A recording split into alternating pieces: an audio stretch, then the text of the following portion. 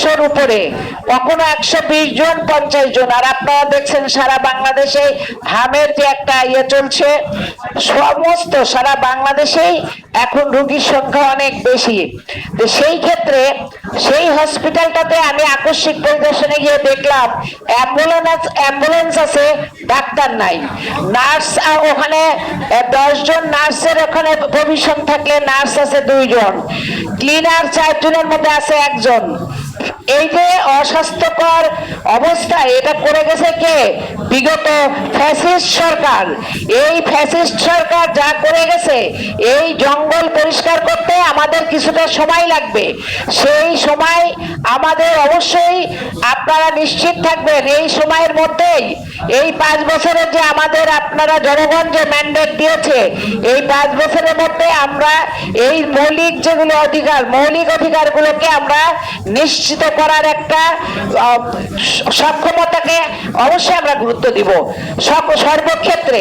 তবে একটা vocational training, কারিগরি ট্রেনিং সেন্টার খুললে হবে না, এটা ডিভিশন ভিত্তিক যাতে করা হয়, আমি সে কথাটাই বলবো। যে কারণ আমাদের দরিদ্র হতদরিদ্র মানুষরা স্বাস্থ্য সেবা ঠিক মতো পাচ্ছে না, এটা আমাদেরকে নিশ্চিত করতে হলে প্রতিটা ডিভিশনেই একটি ভোকেশনাল সেন্টার আমাদেরকে তৈরি করতে হবে, যাতে মানে পর্যাপ্ত পরিমাণ এই নার্স এবং ডাক্তার এবং টেকনিক্যাল যে টেকনিশিয়ান হ্যান্ডস, এগুলো যেন তারা 3 বছরের একটা ডিপ্লোমা করে এই মানুষের যেন সেবা দিতে পারে।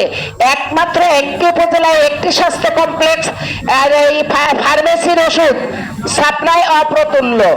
মনে করেন ফার্মেসি যে 50 জনের ওষুধ দিচ্ছে, সেটাকে ভাগ করতে হচ্ছে 150 জনের মধ্যে, 120 জনের মধ্যে, অবশ্যই সেটা অপ্রতুল। সেই জন্য আমাদের এই ফার্মেসিগুলোকে যদি আমরা শক্ত হাতে ধরতে পারি এবং ফার্মেসির এই যে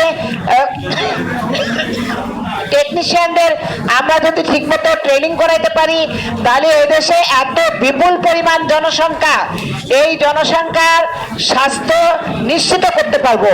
সেই জন্য এটাকে অসম্ভব আমরা গুরুত্ব দিব। তো সব শেষে আমি বলতে চাই, এই ফার্মেসি কিন্তু একটা মূল স্তম্ভ, এটাকে আপনারা হতাশ হওয়ার কিছু নাই, এটাকে আপনারা আঁকড়ে ধরেন এবং আপনাদের যারা আছে ডিভিশন এবং জেলা পর্যায়ে আপনারা সচেতনমূলক এই প্রোগ্রাম থ্রো করেন। বিভিন্ন মানুষ কিভাবে রোগ থেকে বাঁচতে পারে, রোগ যাতে না হয়, এই যে একটা সচেতনতা, এই সচেতনতা বৃদ্ধির জন্য যদি ফার্মেসিগুলো কাজে নামে, আপনারা করোনায় অনেক কাজ করেছেন, এখন আপনাদের কাজ হচ্ছে সরকারকে সহযোগিতা করা। আর এই সরকারকে যদি সহযোগিতা করতে চান, তাহলে আপনারা ছোট ছোট প্রোগ্রাম নিয়ে নিয়ে বিভিন্ন জেলা এবং উপজেলাগুলোতে আপনারা কাজ করেন, তাতে করে